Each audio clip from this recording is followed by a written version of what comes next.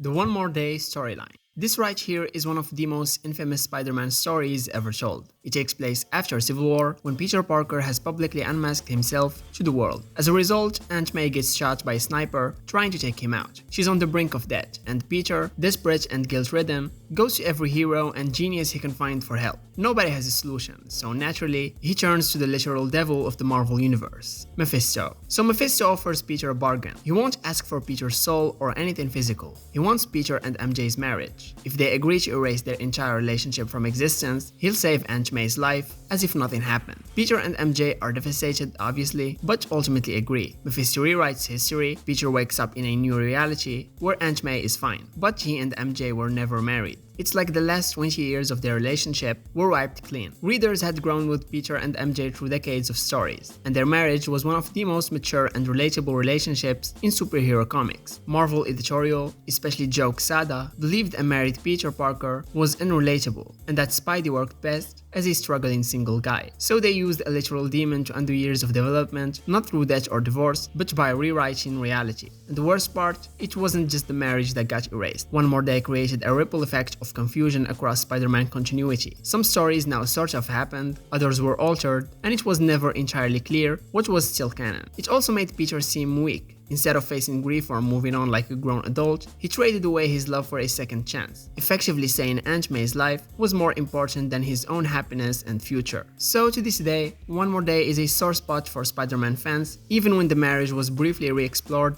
in Renew Your Vows or Spider-Verse, it was always in alternate timelines, and Marvel still hasn't fully undone the story. It's a retcon that tried to reset Spider-Man, but instead broke a part of him, and fans haven't stopped calling it one of Marvel's worst decisions ever since. The Beyonder is an inhuman mutant. So the Beyonder was first introduced in Secret Wars 1984 as a being of nearly infinite power, literally beyond the known Marvel multiverse. He existed outside of reality itself and had the power to reshape it on a whim. He brought Earth's greatest heroes and villains to Battleworld just for fun, like some cosmic child playing with action figures. He was mysterious, omnipotent, and for a while considered one of the most powerful entities in all of Marvel comics. Then came New Avengers Illuminati in the 2000s, where Marvel decided that wasn't cool anymore. In one baffling scene, the Illuminati confront the Beyonder and casually drop the info that he's not actually a godlike being from beyond creation, he's an inhuman mutant hybrid. Like what? The idea was that he was a mutant whose powers were activated by the Terrigen Mist, which is how Inhumans get their abilities. So now this reality-wrapping god was just a really juiced up mutant Inhuman combo gone wrong. And this retcon was universally roasted by fans. It took a unique and terrifying cosmic being and reduced him to a science experiment gone wrong. It felt like Marvel was trying to fit the Beyonder into a box that he was never meant to be in, and instead of being something truly beyond comprehension, he became a character with a convoluted origin and a power set that suddenly didn't make sense. It was a downgrade in every sense of the word. A lot of people believe this retcon happened as part of Marvel's mid-2000s obsession with mutants and Inhumans. Around this time, the company was pushing the Inhumans so hard, so tying the Beyonder to both groups may have been an attempt at synergy. But what it really did was ruin one of Marvel's most enigmatic figures and add nothing of value to either the mutant or Inhuman mythologies. And thankfully, most writers have quietly ignored this retcon. Later comics still reference the Beyonder as a cosmic level threat, and the Inhuman mutant explanation is rarely brought up again. It's one of those retcons that fans collectively pretend never happened.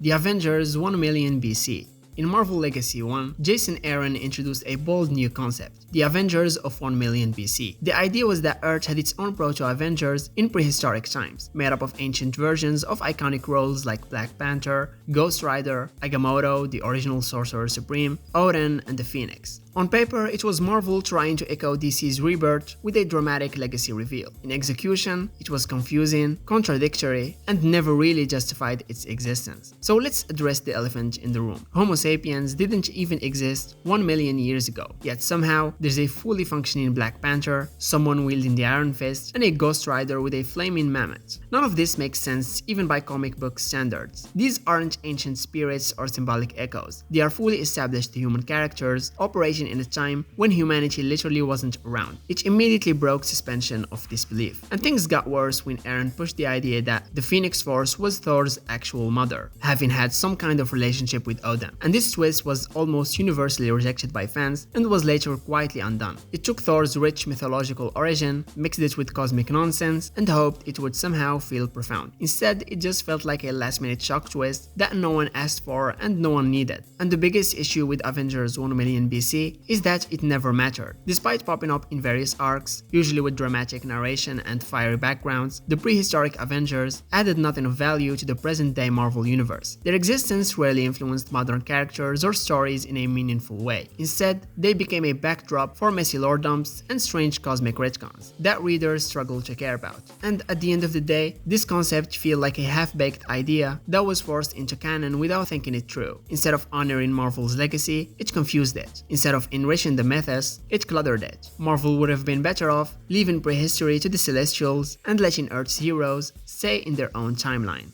Doctor Doom and the life force behind Scarlet Witch. Wanda Maximoff is no stranger to controversial moments in Marvel Comics. Two of the most devastating events tied to her name are Avengers Disassembled, where she causes chaos and death among her teammates, and House of M, where she alters reality and wipes out 98% of the mutant population with the iconic line, "No more mutants." These events reshaped the Marvel Universe, and for years, Wanda was portrayed as someone who lost control due to grief, trauma, and overwhelming power. Originally, these events were treated as the tragic consequences of Scarlet Witch's fragile mental state. Her trauma from losing her kids, being manipulated over the years, and dealing with immense magical powers was at the core of her breakdown. It was dark, emotionally complex, and painted Wanda as a cautionary figure, someone broken by the very powers she tried to use for good. It was messy, yes, but in a way that gave weight to her story. Then came Avengers, the Children's Crusade, a story that attempted to soften the blow, and instead of Wanda being fully responsible for her actions, the story introduced a new explanation. She had worked with Doctor Doom to harness a mysterious energy called the Life Force in an effort to resurrect her lost kids, but this energy overwhelmed her, took control of her mind, and led to the catastrophic events. Suddenly, Wanda wasn't a grieving mother who cracked under pressure, she was a victim of magical overload. And this retcon was widely criticized for dodging accountability. Instead of allowing Wanda to confront and grow from the terrible things she had done, Marvel shifted the blame onto Doom and an abstract force no one had heard of before. It removed agency from one of Marvel's most complex female characters, turning her from a tragic anti-hero into a passive puppet. It's like the story was trying to hit reset instead of reckoning with what had already been done. The Doom Life Force retcon left a strange mark on Scarlet Witch's legacy. For some fans, it was a necessary move to make her redeemable again, but for others, it weakened her narrative. Complex characters are supposed to make hard choices and face consequences, and Wanda was no exception. By rewriting her role in two of Marvel's biggest events, the story robbed Scarlet Witch of the emotional depth that made her arc so powerful in the first place.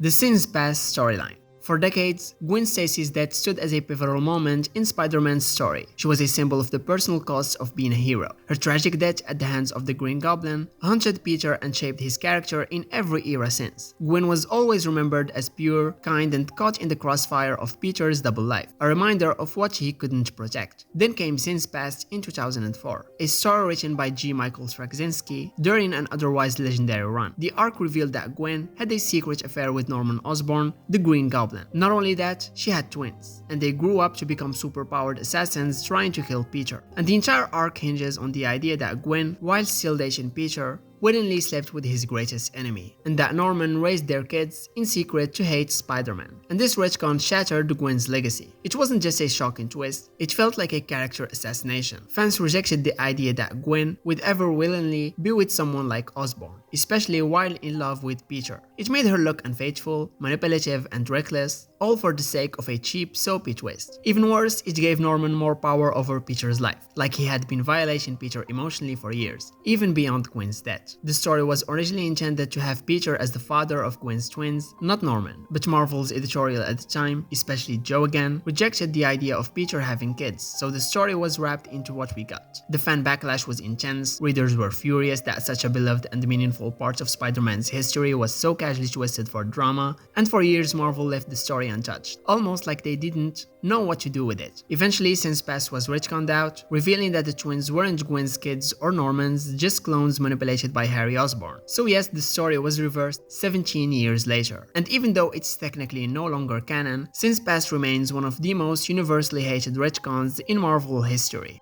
The Void and the Angel of Death. When the Sentry was introduced, he came with a unique built-in antagonist, the Void. It was the dark side of the Sentry himself, a manifestation of all his fears, insecurities, and self-hatred. Think of it like the Hulk and Bruce Banner, but dialed into pure psychological horror. The Void was the ultimate your own worst enemy character, and it elevated the Sentry into something far more tragic and symbolic than a standard Superman clone. And what made the Sentry and the Void dynamic so compelling was that it wasn't about an external threat. It was about a man fighting his mental illness, his guilt, and his trauma. The Sentry's power level was godlike, but his greatest enemy was always within. The Void acted as a twisted reflection, and that balance between immense strength and emotional instability made the Sentry one of the most intriguing characters in Marvel's modern era. But then Marvel decided that wasn't enough. In later stories, especially during Bendis' Dark Avengers run, the Void was no longer just Sentry's dark side. It was retconned into being a literal, biblical angel of death, some ancient cosmic being that attached itself to Robert Reynolds when he drank the Sentry serum. And suddenly, the horror of the Void wasn't about trauma or mental illness. It was about some external divine force of destruction choosing a random addict as its host. And this completely undermined the core of Sentry's story. Making the Void a separate celestial entity removed the emotional weight behind it. Now Sentry wasn't responsible for the destruction he caused, the Void made him do it. And instead of a character study about the battle between light and darkness inside a broken man, we got an excuse to absolve him of everything. It also made things unnecessarily complicated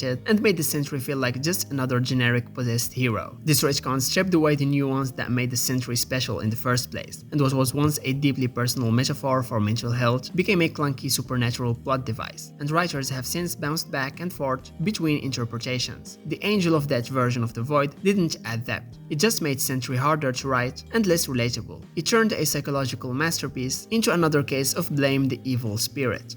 Who is the mutant? Over the years, Marvel has made being a mutant more than just a power set. It's an identity, a culture, and a key part of the X-Men mythos. But Marvel's editorial team has been playing fast and loose with the definition. Characters who were originally mutants have been retconned into something else, while others who were never mutants have suddenly been rewritten to fit that mold. It created a constant state of confusion. Two of the most iconic mutants in Marvel history, Scarlet Witch and Quicksilver, were long believed to be the children of Magneto and proud members of mutant kind. But in the Access and Uncanny Avengers runs, Marvel randomly decided they weren't mutants at all. Turns out, they were actually genetically engineered by the High Evolutionary, and this retcon stripped away decades of character relationships, erased key X-Men connections, and left fans wondering what was the point. Then there's Kamala Khan, aka Miss Marvel, originally introduced as an Inhuman, a big deal during Marvel's push to replace the X-Men. Kamala was later killed off and resurrected as a mutant in Miss Marvel the New Mutant, and this change had nothing to do with the story logic and everything to do with synergy with the MCU, where she's introduced as a mutant. The comics were just following the cinematic lead, regardless of what made sense for the character's history. Another major casualty of the mutant retcon spree is Franklin Richards, the reality-rapping son of Reed and Sue Richards. For years he was considered a mutant, so much so that he even aligned himself with Krakoa during the Dawn of X era. Then suddenly, Marvel revealed that Franklin only believed he was a mutant and he had unknowingly used his powers to alter his own DNA. These changes don't just mess with continuity, they undercut the emotional and cultural weight of being a mutant. When anyone can be retconned into or out of mutant status based on editorial trends or MCU popularity, the meaning behind it starts to erode. Instead of strengthening the X-Men universe, Marvel's been making it feel more like a revolving door of labels.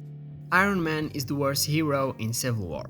As you know, Civil War was one of Marvel's most important crossover events. It centered around the Superhuman Registration Act, a law requiring all superpowered individuals to reveal their identities and work under government regulation. And this split the superhero community into two factions, one led by Iron Man, supporting registration, and one led by Captain America, defending personal freedom. At first glance, it seemed like a classic gray area debate, order versus liberty, but the execution not so balanced. So Tony Stark, aka Iron Man, was meant to be a well-intentioned futurist who believed oversight would prevent future disasters. But instead of showing him as a nuanced character, Marvel wrote him as an authoritarian figure. He builds a prison in the negative zone to detain unregistered heroes without trial. He clones Thor, which ends with Goliath's death. He manipulates Spider-Man into revealing his identity, then does nothing when Aunt May gets targeted. At times, it felt like Tony was less of a protagonist and more of a villain in disguise. And this portrayal wrecked Iron Man's image for years. Fans started seeing him as a puppet of the state, someone willing to throw his friends under the bus for the illusion of control. And in Civil War Frontline, Tony even manipulates the press and public opinion behind the scenes, making him feel more like Lex Luthor than a redeemed genius. And the aftermath didn't help either. Tony became the director of S.H.I.E.L.D. and kept making morally questionable decisions, especially in World War Hulk and Secret Invasion. And even though later stories like Iron Man, director of S.H.I.E.L.D. and Extremis tried to rehabilitate his image, the fascist Tony impression stuck.